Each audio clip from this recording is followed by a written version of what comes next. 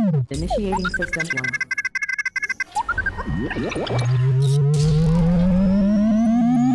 1. System 1 loaded. Assalamu alaikum wa rahmatullahi wa barakatuh, and welcome once again, my friends out there in the wonderful world of television land. How are you guys? How's the family? How's the friends? How's the cousins? How's everybody? Hope you are all fine and well. Welcome to season 2 of IQRA Kids TV. Not only do we have the usual features, we've still got, like, let's see the world, where we're going all over the place to see amazing things. We've also still got, we've got Muslim heroes as well, talking about amazing people that did amazing things throughout history. And of course, we've still got the random art show, showing you how to do a bit of drawing, do a bit of coloring, bit of shading, stuff like that. But not just that, we've added to our roster of amazing shows. We've got ABC of Islam, where I've been looking all over the planet, and I mean all over the planet, for those elusive letters that my future self has sent to us. Quite confusing. What's going to happen when all those letters are found? I'm sure we're going to find out as soon as possible. We've also got Muslim Maestros. Now, Muslim Maestros is about going into our community, speaking to talented individuals that are doing fantastic work in and outside of the Muslim community. And we've sat down, we've spoken to them, and we have interviewed them, and it's all coming up soon. We also have the new feature, Kun Faya Kun, with Professor IQRA, and of course, make sure he's not here as well. Kid Bilal, featuring things that you see every day, like satellites. Well, you don't see satellites, but things like TVs, microphones, microwave ovens. How do they actually work? How does the sun work? Well, if you watch Kun Faya Kun, How Things Work, they'll tell you all about it. Right, before we get on with the show, let me set today's question. I want to make it a bit more challenging for you. Who was the second to last prophet? Who was the second to last prophet? Don't have to send it in to us. Yes, you can see the QR code. Yes, you should click on it, but you don't have to send your answers when you go to our Instagram page. Just go over there, make sure you follow us and like. And if you've got any comments or feedback or anything you'd like to send in, like your amazing artwork, or if you've got an idea for Kun Faya Kun that you think, I'd like to know how this works and that works, we will feature it. All you need to do is let us know on that page. Okay, so the question again before we go for the show is, who was the second to last prophet? We'll find out together in a while. But for now, let's get on with the show. Initiating system 1.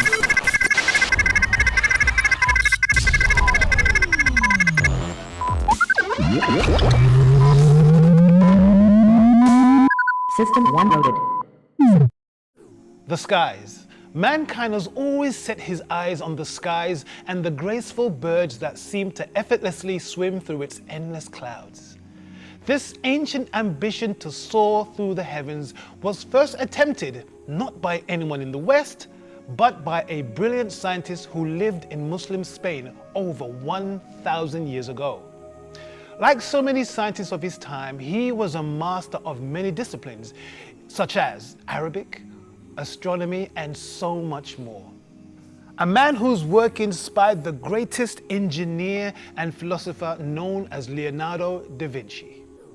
Today's Muslim hero is none other than Abbas ibn Firnas.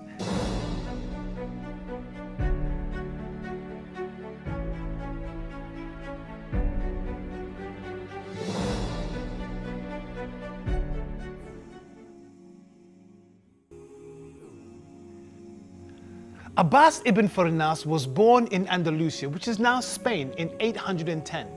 His family belonged to the Berber tribe, who were famous for conquering Spain under the leadership of Tariq bin Ziyad. Spain of that time was under the control of Muslims and was a glorious nation due to the institution of science and technology.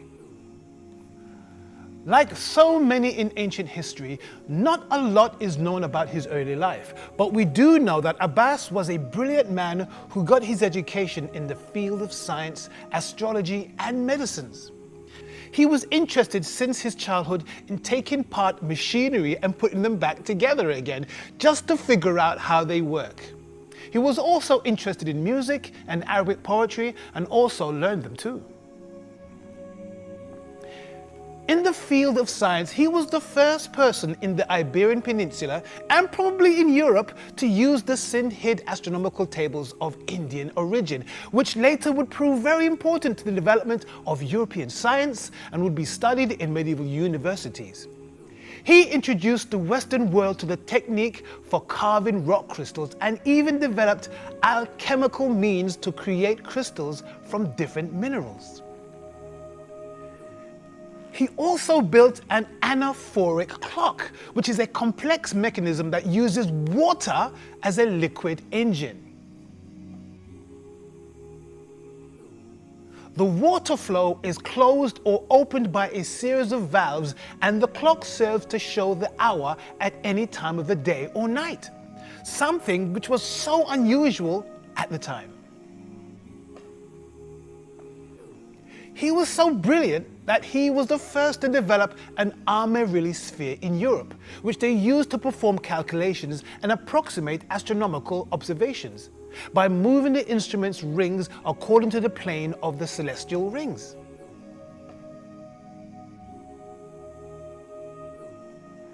But his most famous achievement was still yet to be realized, but it may cost him his very life.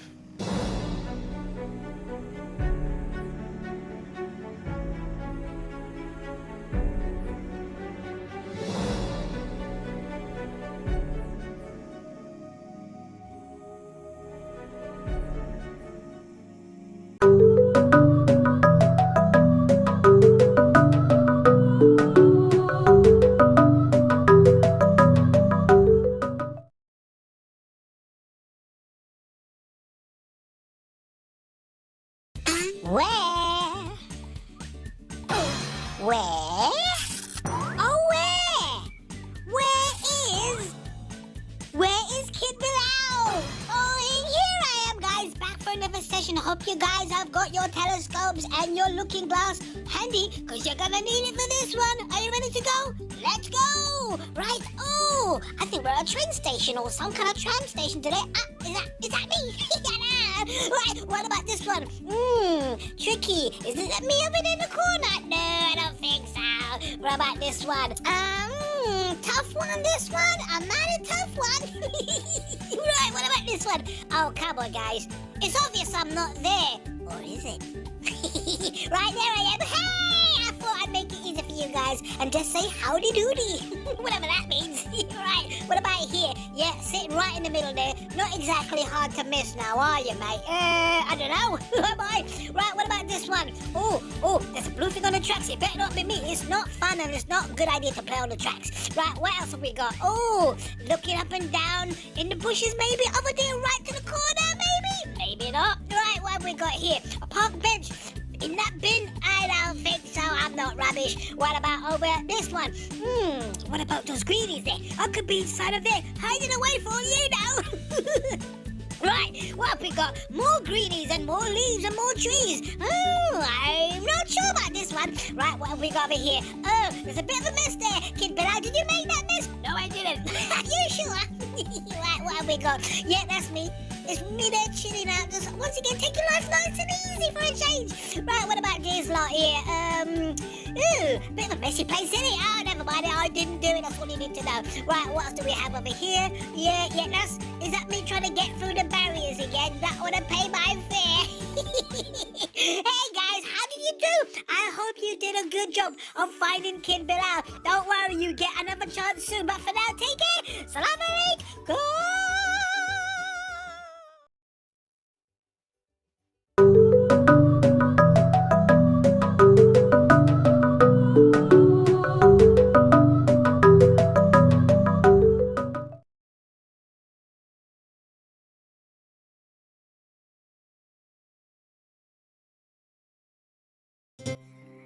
Sammy and Kiki, Space Kids.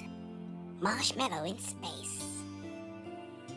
In 2332, aliens stole the Earth's last fuel tank, so Sammy and Kiki's parents were sent on a mission to get it back. But they were kidnapped by the aliens. Earth Control sent Sammy and Kiki to find their parents, stop the aliens, and save the world. But that doesn't mean they can't have a little fun too and have adventures all of their own. One day, while zooming through space looking for their parents, Sammy and Kiki received a danger alert. It went as follows. If you don't want to be swallowed by a giant marshmallow, don't enter this part of space.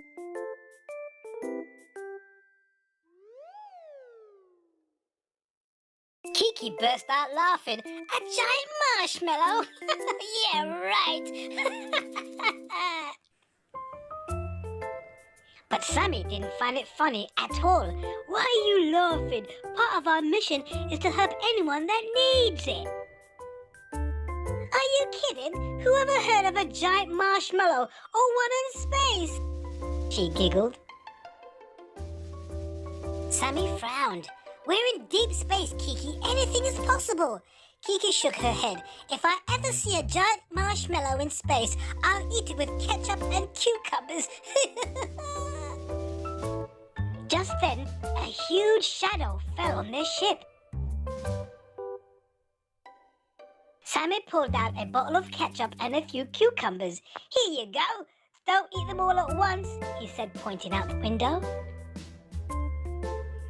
But Kiki wasn't listening. She was too busy looking at the giant marshmallow speeding towards them. I don't believe it, she said, trembling.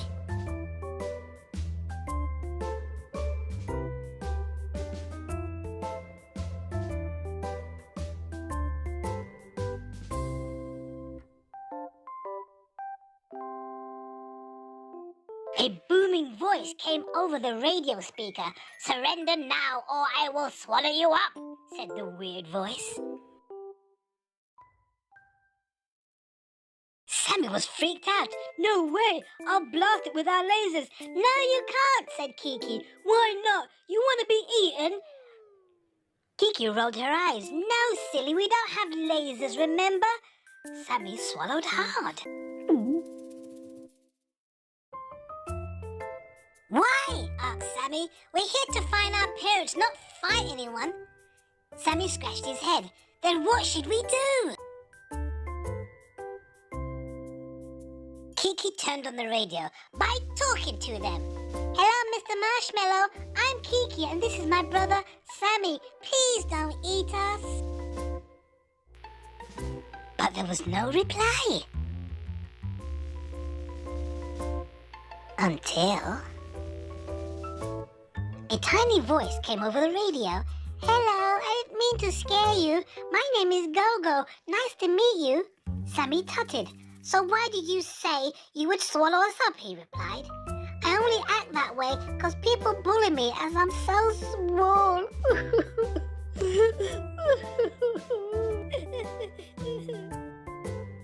Oh, don't cry, Gogo. We're not upset with you, said Kiki. Gogo stopped crying. Really? Thanks for being so kind. I'm looking for my mum, who has gone missing. But you're a giant marshmallow. You're not small, dude, chuckled Sammy. That's just a projection. This is what I really look like.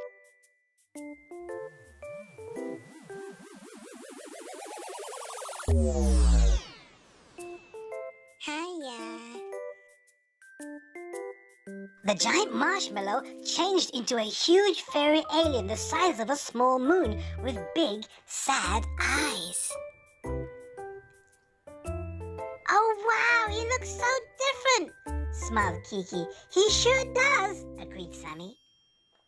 So why are you guys out here? You're a very long way from the Earth, asked Gogo. We're looking for our parents just like you are, but space is so big. Is that so? I think I can help with that. 2 days ago, I heard that the Pinkanoids have 2 special prisoners. It might be your parents, said Gogo. If you let me come aboard, I'll show you how to get to their planet. Sammy and Kiki were delighted. Really, wow, that's fantastic, they said in unison. But how can you fit into our ship? You're huge, said Kiki. Haha, don't worry about that. Just watch, said Gogo.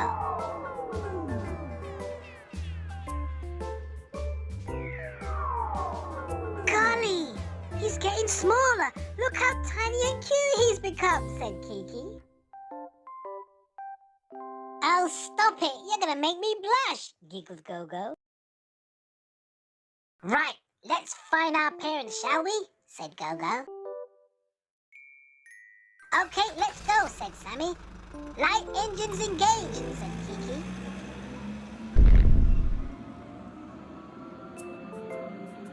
Take a left at the next star, said Gogo. To be continued.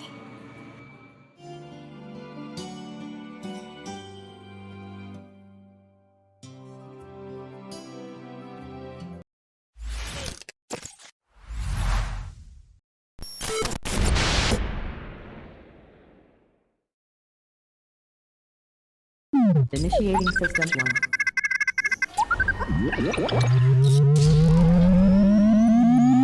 System 1 loaded. Right, the show is going along very nice, but I thought we'd just draw some breaks for a second, and we need an answer to that question. Who was the second to last prophet? Did you say Isa? Jesus, peace be upon him, is absolutely correct. Well done, guys. Right, let me give you another question. We'll find out the answer when we get back at the end of today's show. Who was the first person to make the call to prayer? Oh, it's on the tip of my tongue. It's on the tip of my tongue. I hope it's on the tip of your brain. Keep that answer in there. We're going to find out together what answers you've got and see if it's right at the end of the show. But for now, let's get on with the show. Initiating system 1.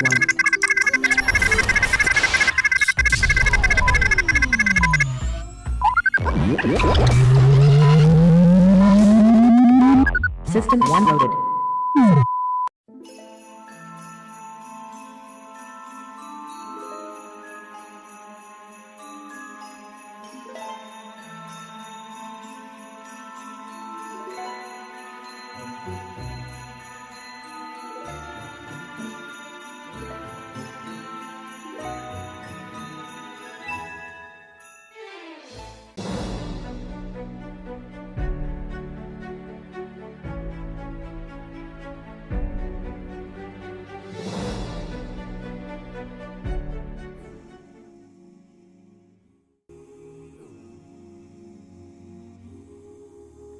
Welcome back and welcome to Muslim Heroes. We're going to continue with the life of Abbas ibn Firnas. Have you ever heard of the Wright brothers, Orville and Wilbur? Well, they were two American aviation pioneers generally credited with inventing, building and flying the world's first successfully motor-operated airplane. In 1905, the brothers developed their flying machine to make longer running and more aerodynamic flights. The Wright brothers were also the first to invent aircraft controls that made the fixed-wing powered flight possible. However, 1,000 years before that, Abbas ibn Firnas became interested in flying machines when he found that an engineer known as Armin Furman tried to fly on a parachute but failed. It took him 23 years before Abbas designed his first flying machine that could actually fly. After designing and demonstrating his first flight, Abbas spent the rest of his life in developing the design of the flying machine and principles of avionics. He also wrote many books on astronomy, avionics, physics, and engineering. His work also inspired a great engineer and philosopher known as Leonardo da Vinci. But what about that first flight? Let's go into a bit of detail. Abbas made his first flying machine in the year 875 at the age of 70. That was constructed on a frame of bamboo. He covered the bamboo frame with lightweight silk cloth and feathers of an eagle. The wings of the flying machine were not stuck in one position, but could be controlled during flight. When his machine was ready, Abbas gathered a large audience to demonstrate them. He then jumped Yes, jumped from a large cliff and achieved a flight for 10 whole minutes. MashaAllah. However, the landing was very, very bad. And in fact, he injured his back and left some people saying that he hadn't put enough thought into the way that birds land on their feet first and then their tails in the air. Later on, he mentioned in one of his books about a tale for the flying machine for landing successfully.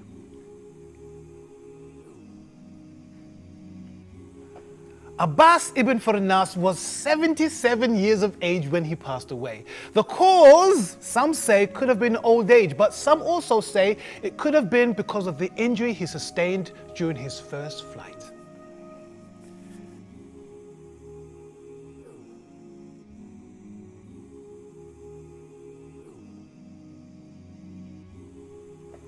Here are 9 facts about Abbas ibn Firnas.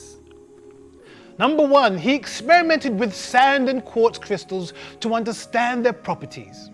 He also made very transparent glasses from them that became very famous as Andalusian glasses. The lens from these transparent glasses was used for correcting eyesight to those that needed it, for those who had weak eyesight. Fact number 2, water-powered clock. He designed a clock known as Al-Makata for keeping the accurate time that was totally powered by the flow of water. Fact number 3, Abbas ibn Firnas learned music and Arabic poetry from a famous Iraqi musician of that time known as Zee Alien. Fact number 4, due to his interest in astrology, Abbas designed a mechanical planetarium to study the motion of the planets. Fact number 5, in 1973, a statue of Ibn Abbas by the sculptor Badi al-Samari was installed at the Baghdad International Airport in Iraq. Fact number 6, in 1976, the International Astronomical Union approved of naming a crater on the moon after him as Ibn Firnas. Fact number 7, in 2011, one of the bridges going over the Guadalvira River in Cordoba, Spain was named the Ibn Abbas Bridge. Fact number 8, a British one-plane airline, Firnas Airways, was also named after him. And finally, fact number 9, Libya has a stamp named in his honor.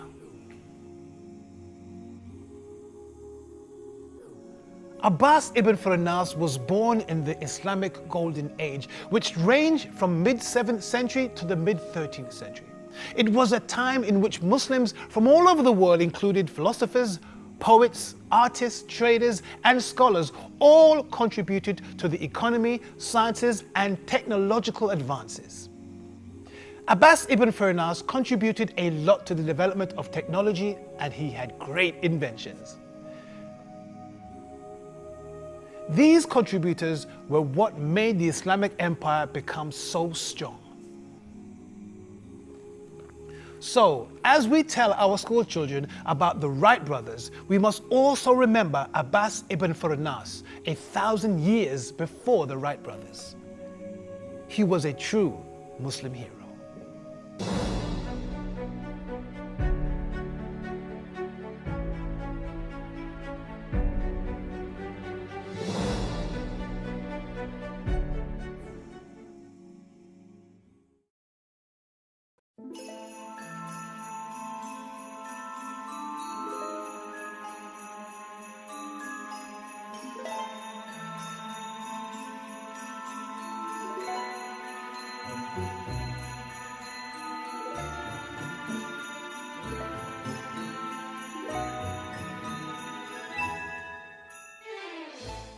And another show done and dusted. More amazing features, more education, more art, more features. That's what we want. We want your ideas to make our show as good as possible. Now, you can email us, of course, info@IQRA.TV, or if you hit that QR code on our screen right now, even from the comfort of your sofa, you can go directly to our Instagram page, and over there you can inbox us after you've liked and shared all of our bits and pieces, you know what I mean? You can inbox me directly there, DM me directly there, and we will hear your feedback as well. Oh, Khaleel, I want to know how shoes work. When you put them on and they work in it, what's the big deal? Oh, I want to know how televisions work. Well, if you do have an idea, if you're curious about something and want to know how it works, inbox me right now. We'll sort it out with the two presenters, wherever they are. Right, my friends, thank you so much for checking us out this day.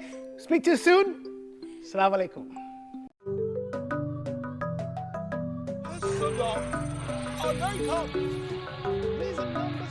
It was a massive up. Right? Different things you do.